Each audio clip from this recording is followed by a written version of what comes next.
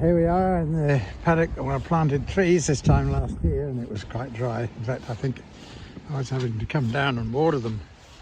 We planted them in September, and here's a spot waiting for a tree. It's too wet at the moment to plant them. Interesting, we had this soil day on Sunday, and one pit, the lowest in the landscape, just over there, it's dry. There's water in it, but only what has fallen as rainfall. All the other pits are totally filled with water from through flow and from runoff. So it kind of shows you the effects of a small bit of elevation there, little levee bank, I guess, old sandier. Not that much high above the river, but it's dry. When you look at these ones, you can hardly get through here now. You can see the spoil, but the hole,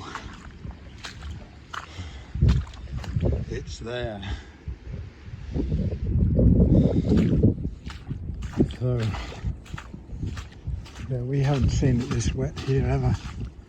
But I guess, you know, going back to the wetter years, prior to the droughts, it probably was like this quite often, which is why there was an erosion gully, which we've just rehabilitated, and hope it holds together, because there's a lot of bare soil, new grass coming up, the broad bean nurse crop.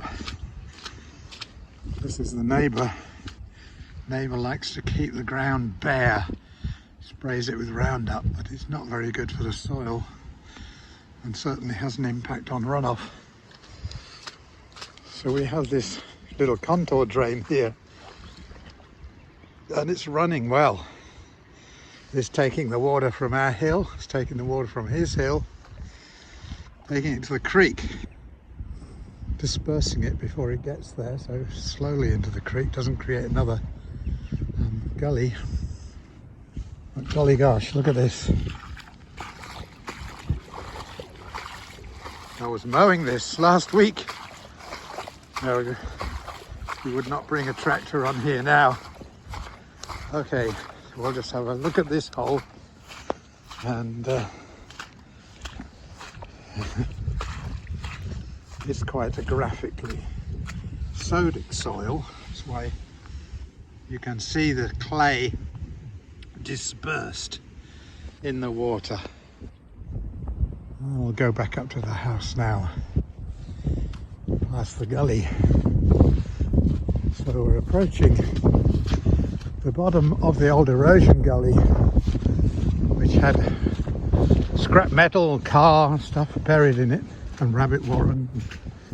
We fixed that up in November, got the land graded and sloped the sides of the gully. This is the water that's coming out of it now. Looks clean, so hopefully no erosion. The broad beans were put in as a nurse crop for the wallaby grass, which is coming up quite well. A few other grasses, annual grasses, a few weeds. But provided the soil stays in the gully and doesn't all wash out with this event, the grass will thicken up and form good cover. Look, you can see the water flowing broadly. It's not cutting a narrow channel. That's good.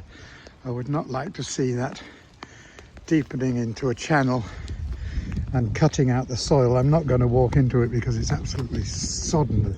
The soil is weak, and I would sink into it and spoil what little structure it has.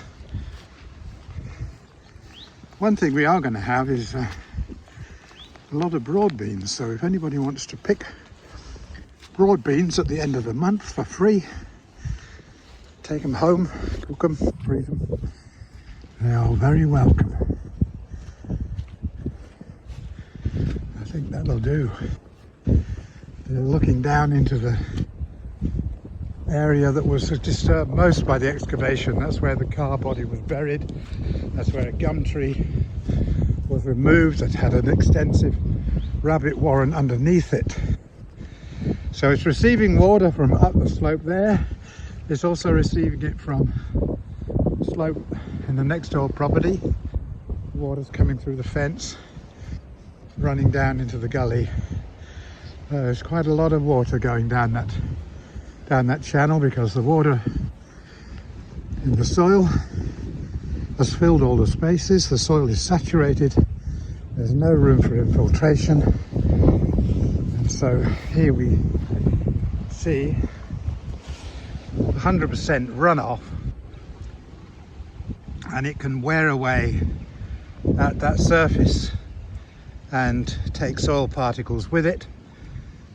And in fact there's a little bit of erosion there. I can see a little ledge. Hopefully it doesn't get worse.